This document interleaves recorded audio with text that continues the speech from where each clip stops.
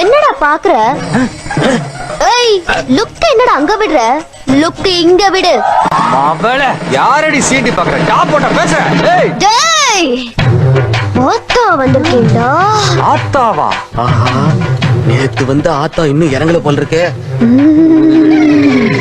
அது என்னடா வேட்டி கட்டு? ஊர் ஸ்டைலு. அவுத்து விடுறா.